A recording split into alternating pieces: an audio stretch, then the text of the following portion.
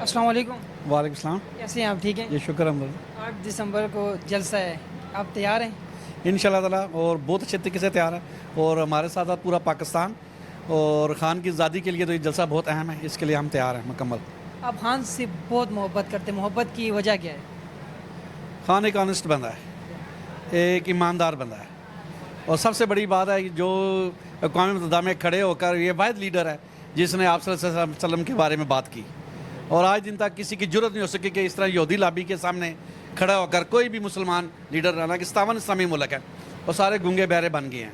और वाहिद खान है कि जो आप वसल्लम का नाम लेता है और फ़लस्तीन के बारे में बात की है और हर जगह के ऊपर इस्लाम को इसने ऊपर लेकर गया है और सच्चा आदमी है। और सच्चे आदमी का साथ देने के लिए अल्लाह ताला वैसे ही दिलों में मोहब्बत डाल देता है। खान से अब इस्लामाबाद में जलसा नहीं करने देते, हर जुमात कर सकती है, इस्लाम पीटीआई नहीं कर सकती, और अब 2 दिन बाकी है लेकिन अभी से कंटेनर लगे हुए। आप आवाम से डरते क्यों हुए? अवाम से डरते नहीं हैं, इसीलिए देखें खान साहब ने एक तो वो जो ला इलाहा इल्लल्लाह के पढ़ने से आपके दिलों से खौफ निकल जाता है, खौफ की फ़ज़ा कायम है। नो डाउट कि अगर ये जलसा अगर वो कैंसिल करते हैं ना, ये समझते हैं कि शायद हम खान को दबा लेंगे। एक चीज़ को जितना प्रेस करेंगे इतनी अवाम में हाइप क्रिएट होगी।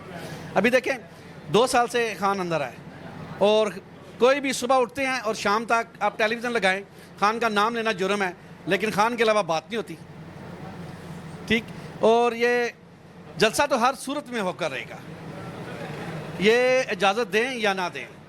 अवाम ने जब एक ठान ली है ना, तो ये हर हालत में जलसा होगा इंशाल्लाह ताला, और इसको कामयाब बनाएंगे। पाकिस्तान की अवाम बनाएगी, अपने लिए बनाएगी और अपनी आज़ादी के लिए बनाएगी। जैसे खान ने भी बोला जेल में 2 दिन पहले कि आज़ादी मैं छीन के लेकर आ रहा हूँ, मैं गुलामी तस्लीम नहीं करूँगा।